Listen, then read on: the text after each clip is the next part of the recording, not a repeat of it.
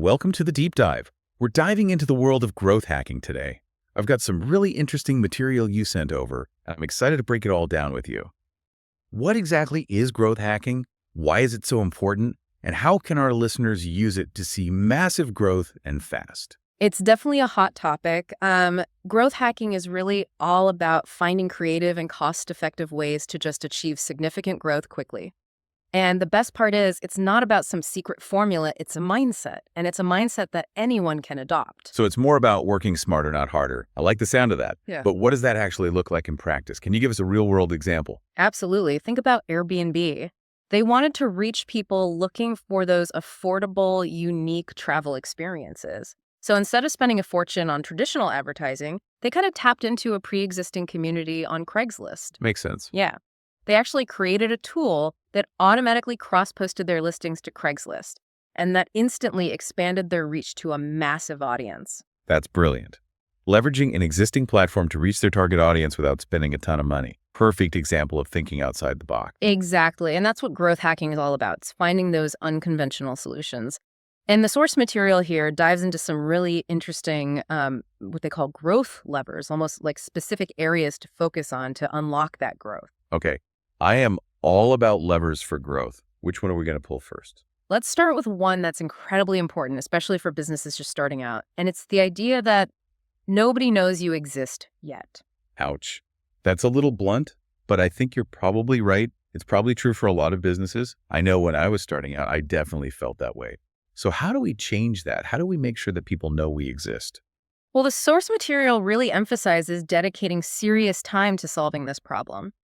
Think about blocking out the first 4 hours of your day to focus solely on getting your name and your message out there. 4 hours? Whoa, that's a big chunk of time. But I see your point. You have to be intentional about it. So what are the most effective ways to spend those 4 hours? There are a few key tactics mentioned. Outreach, both warm and cold, content creation, and then also paid advertising. And it might feel overwhelming, but the key here is to pick one and go all in. Don't try to juggle everything at once. That makes a lot of sense, right? Focus your energy, dominate that one channel before moving on to the next. So what are the pros and cons of each of those? Well, outreach is all about building relationships. Warm outreach means reaching out to people you already have some connection with, maybe past clients or social media followers. Cold outreach is reaching out to people you don't know. Trickier, but has the potential to reach a wider audience. And then there's content creation. This could be anything from blog posts and articles to videos and social media updates. So it's all about creating that valuable content that attracts your ideal audience. But isn't that kind of a long game? And doesn't growth hacking require faster results? It can be a longer game, but it's incredibly valuable for building trust and authority. Now, if you are looking for faster results, advertising can be a great option. It's what the source material calls a boom lever. It can quickly amplify your reach and bring in a flood of new leads. Okay, I like the sound of that. But advertising can get expensive, right? Yeah. Especially for those of us who aren't exactly rolling in dough. It's a common misconception. Yes, some forms of advertising can be pricey, but there are also incredibly cost-effective options, especially if you're smart about targeting. Social media ads, for example, can be a great way to reach your ideal audience without breaking the bank. That's good to know.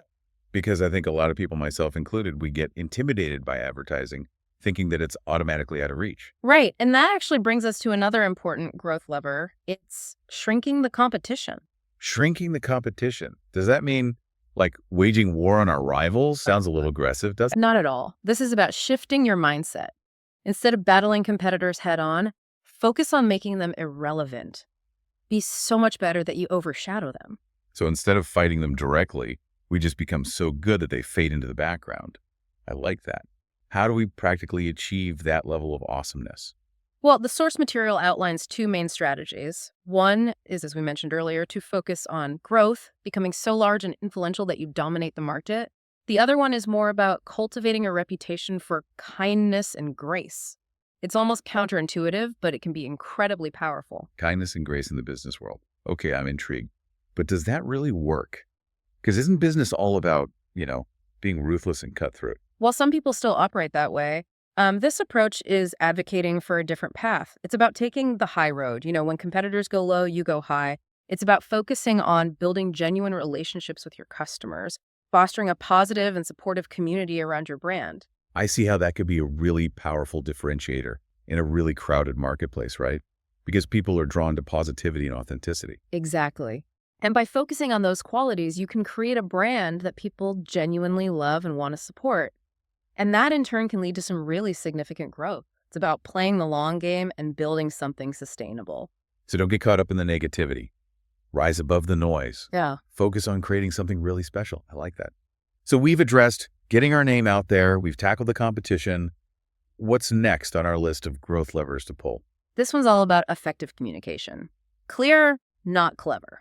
So we're ditching the jargon and the fancy marketing speak. In essence, yes. It's about making sure your message is crystal clear and accessible to everyone. Dumb down your language. Imagine explaining your product or service to a third grader. Could they understand it?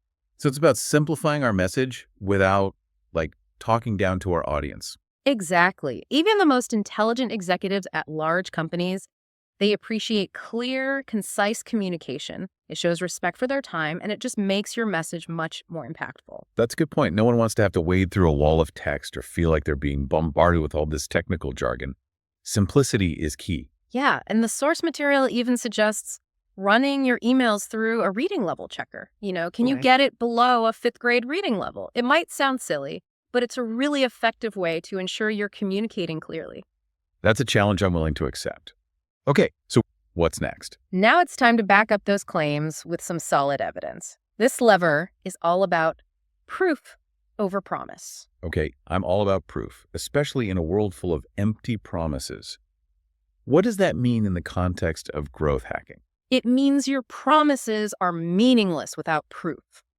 Focus on building up mountains of social proof, testimonials, reviews, case studies. These are the things that actually convince people that you can deliver on your claims. So it's about showing, not just telling, right? Don't just say you're great. Prove it with real-world examples. Exactly. And one of the best ways to gather that proof is to offer your product or service for free in exchange for feedback and testimonials. That's a really smart strategy. You get valuable feedback and you build social proof at the same time. It's a win-win. And that leads perfectly into the next growth lever, the all-powerful hook. The hook, that first impression, that thing that grabs someone's attention, that makes them want to learn more. What makes a hook truly powerful? Well, the source material emphasizes spending a disproportionate amount of time crafting that perfect hook. It's that important. Don't rush this step. It's your first and sometimes only chance to make a lasting impression. So we need to really nail that first impression, whether it's a headline, a tagline, the opening scene of a video. Think of it as your elevator pitch. You have a very limited amount of time to capture someone's attention and make them want to know more. Okay, I'm starting to get the picture. Craft a killer hook, back it up with solid proof, communicate clearly, and rise above the competition. These are some seriously powerful growth hacking strategies. But what about word of mouth? Isn't that still the best kind of marketing? You're absolutely right. Word of mouth can be incredibly powerful, but it's also a double-edged sword. Wait, what do you mean? Isn't all word of mouth good word of mouth? Unfortunately, no. Negative word of mouth can spread much faster, and it can be much more damaging than positive word of mouth. So while you definitely want to encourage positive buzz, you also need to be very mindful of the potential for negative feedback. That's a good point. It's like that saying, happy customers tell a few friends, angry customers tell everyone. So how do we make sure we are generating more of the positive buzz and less the negative? The key is to obsess over delivering an amazing customer experience. Go above and beyond to make your customers happy. Make them feel valued, appreciated, and heard. So it's not just about the product or service itself. It's about that entire customer journey, from the moment they first interact with your brand to long after they've made a purchase. Exactly. And remember, it's much easier to keep an existing customer happy than it is to win back a dissatisfied one. So invest in building those strong relationships from the very beginning. This has been incredibly insightful. I feel like I have a much clearer understanding of what growth hacking really is and how to apply it in my own business. We've covered so much ground already. What other growth levers are we going to pull? We're going to delve into the art of stealing from yourself, a tactic I personally find incredibly effective. Stealing from yourself. That sounds intriguing. It's not about actual theft, of course. It's about recognizing your successes and then shamelessly replicating them. Why reinvent the wheel when you've already found something that works? So instead of constantly chasing those new trends, we should be focusing on doubling down on what's already proven to be effective. Precisely. The source material actually suggests dedicating 70% of your effort to replicating those wins. Might seem counterintuitive, but it's a really powerful way to maximize your efforts and see consistent growth. 70%. That sounds like a lot. But wouldn't that make my marketing feel kind of stale? Repetitive? Won't people get bored? It's a valid concern. But think about it this way. You probably have a favorite song or a movie that you can enjoy over and over again, right? The same principle applies to your marketing. Okay, that's a good point. I guess we do tend to get bored with our own creations way faster than our audience does. So how do we apply this steal from yourself concept in a practical way? Let's say you've crafted an email subject line that consistently gets really high open rates. Instead of racking your brain for a new one every single time, try adapting that winning formula for different campaigns. Tweak the wording, but keep the core structure that worked so well. So it's like creating a template for success. Find what works and then just replicate and adapt it for different scenarios. Exactly. And this principle applies to all facets of your business, from your sales scripts to your product development process. This is starting to make a lot of sense. Instead of constantly starting from scratch, we can leverage our past successes and just build upon them. It really is all about working smarter, not harder. Exactly. And this frees up your time and energy to focus on that other 30%, divided between variations on what's working and experimenting with entirely new approaches. It's about finding that balance between consistency and innovation. So we've got our winning formula, we're scaling it up, we're ready to see some serious growth. But how do we track that growth? What metrics should we be paying attention to? That brings us to our next growth lever, mastering the metrics. And it's about moving beyond, vanity metrics and really focusing on the numbers that truly matter. Okay, I'm all about data-driven decisions. But I have to admit, I sometimes get overwhelmed by all the different metrics out there. Where do we even begin? Well, the key is to understand the difference between lagging indicators and leading indicators. Lagging indicators tell you what has already happened, like your monthly revenue. Leading indicators give you insight into what might happen in the future, like your website traffic or your email opt-in rate. So leading indicators can give us like a glimpse into the future, help us predict future success. Precisely. By tracking the right leading indicators, you can get a sense of whether your efforts are actually moving the needle in the right direction. It's like having a crystal ball for your business. I love that analogy. Yeah. But with so many potential metrics to track, how do we know which ones are the most important? Well, it really depends on your specific goals and your industry. But some common leading indicators include website traffic, social media engagement, email open and click-through rates, and conversion rates. It's about identifying the metrics that are most closely aligned with your business objectives. So don't just look at the numbers, understand what they mean and how they relate to your overall goals. Are there any tools that can help us with this process? Absolutely. Google Analytics is a fantastic and free tool that provides a wealth of data about your website traffic and user behavior. Can be a little intimidating at first, but there are tons of resources available to help you learn how to use it effectively. Google Analytics. Got it. Yeah. I'm definitely going to explore that further. Okay, so we're tracking the right metrics, we're replicating our successes, and we're feeling pretty confident about our growth hacking strategy. But what if we're still not seeing the results we want? What's the missing piece of the puzzle? It could be that you're not fully understanding your audience. This lever is called emotional versus logical buyers. It's a spectrum. I've heard a lot about, the importance of appealing to emotions in marketing. Is that what this is all about? Well, it's part of it, but it's actually more nuanced than that. The traditional view is that there are logical buyers, the ones who make decisions based on facts and figures. And then there are emotional buyers, the ones who are driven by feelings. But the source material suggests that most buyers fall somewhere on a spectrum between those two extremes. So it's not about just being emotional or logical. It's about recognizing that each buyer kind of has their own unique blend of those two things. Exactly. Some buyers need a ton of information before they're ready to make a decision. Others are ready to buy instantly based on a gut feeling. Your job as a marketer is to understand where your audience falls on that spectrum and tailor your messaging accordingly. Okay, that makes sense. So how do we figure out where our target audience sits on that spectrum? And then how do we craft messaging that resonates with both, like the highly logical and the highly emotional buyers? It starts with really understanding your ideal customer. What are their pain points? What motivates them? What are their fears and aspirations? Once you have a deep understanding of your audience, you can start crafting messaging that speaks directly to their needs and desires, whether those are rooted in logic or emotion. So it's about conducting that thorough market research, creating those detailed buyer personas. This is starting to feel like a deep dive within a deep dive. Definitely requires a thoughtful approach, but it's essential for creating marketing that truly connects. This is all great advice, but I'm wondering, what if, like, let's say we've crafted the perfect message, we're tracking all the right metrics, we're targeting a diverse range of buyers. What could still be holding us back from achieving that massive growth? It could be something as simple as not targeting the right people.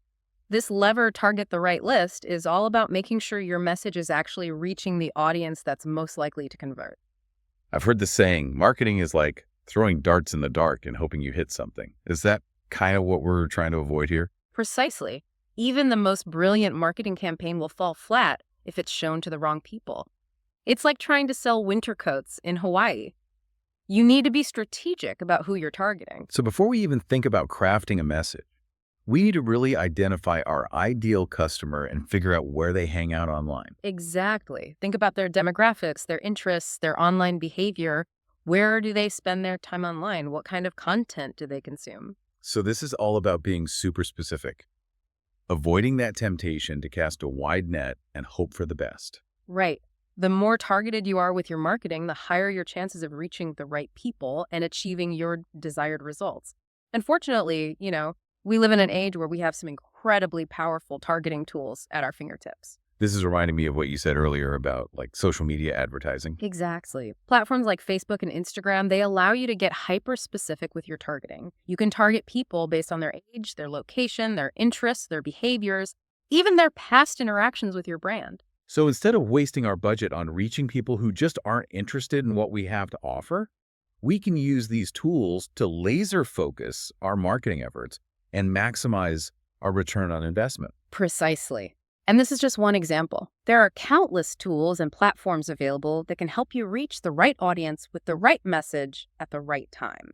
This has been another incredibly insightful session. I'm really starting to grasp the power of these growth levers and how they can all work together to create a truly effective growth hacking strategy. We're about to address that last growth lever, which kind of ties everything together. It's word of mouth, the double-edged sword. Yeah, we touched on this a little bit earlier, the idea that negative word of mouth can spread faster than positive word of mouth. Yeah.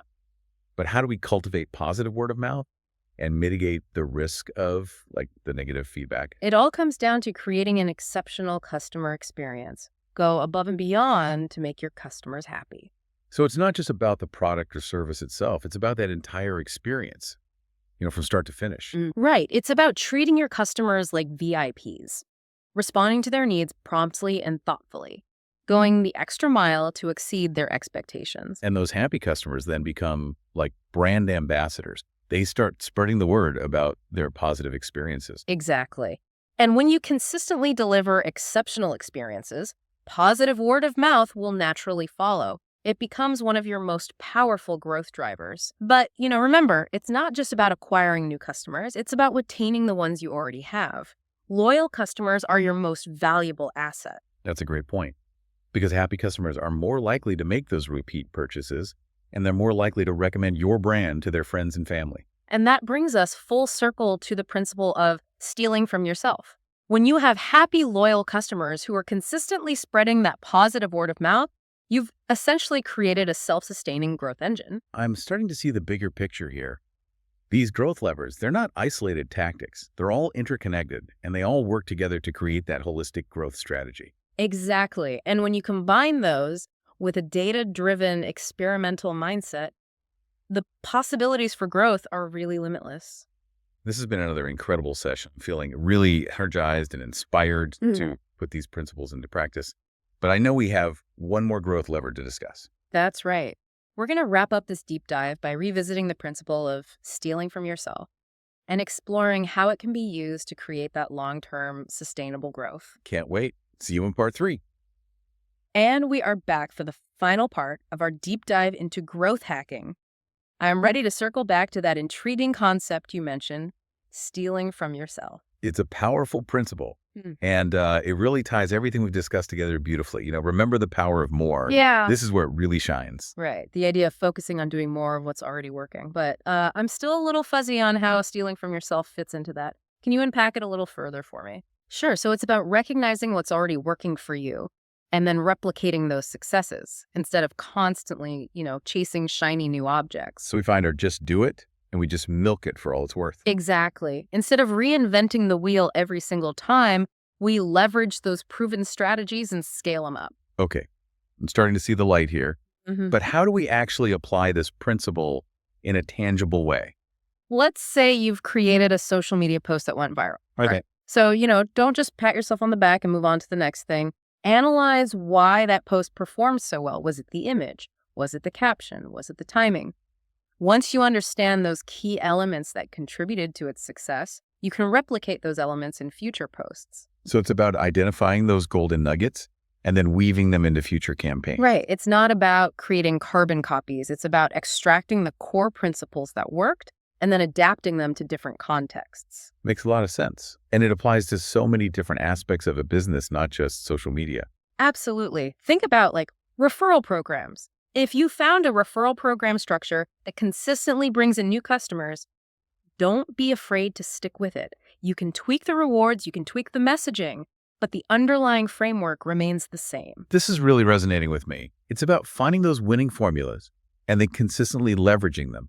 But doesn't that go against the whole idea of experimentation and innovation? It's not about abandoning innovation altogether. It's about finding that sweet spot between consistency and experimentation. Remember that 30% we talked about? Right. The portion dedicated to variations and, new ideas. Exactly. So it's about striking a balance, Yeah. leveraging those past successes while still keeping an eye out for new opportunities. Exactly.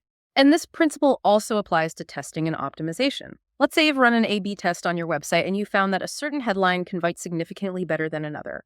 Don't just implement that winning headline and move on. Try applying those same principles to other areas of your website. So if we find that a certain type of headline works well on our homepage, maybe we test a similar headline on our product pages. Precisely. It's about applying those proven principles across the board, constantly looking for ways to replicate and scale our successes. This has been eye-opening. It's like we've uncovered a secret weapon for growth. But I have to ask, if this principle is so effective, why isn't everyone doing it? I think it's just human nature to always be looking for the next big thing, that silver bullet that's going to solve all our problems. Mhm. But the truth is, sustainable growth rarely comes from chasing those shiny objects. Yeah. It comes from doing the kind of unglamorous work of consistently refining and replicating what already works. It's about mastering the fundamentals and then just building upon them. Exactly. And that's what growth hacking is all about, finding those fundamental principles and then applying them in a creative, data-driven way. This deep dive has been a game changer for me. I feel like I have a whole new toolkit for achieving massive growth. And remember, growth hacking is a journey. It's not a destination. There's always more to learn. There's always more to test. And there's always more to optimize. So to our listeners, we challenge you to identify one key takeaway from this deep dive and put it into action today. Don't wait for the perfect moment. Start experimenting, start tracking your results, and start stealing from yourself. And never underestimate the power of small, consistent actions compounded over time. That's the real secret to achieving sustainable growth. This has been the Deep Dive. Thanks for joining us. Until next time, keep diving deep and keep growing.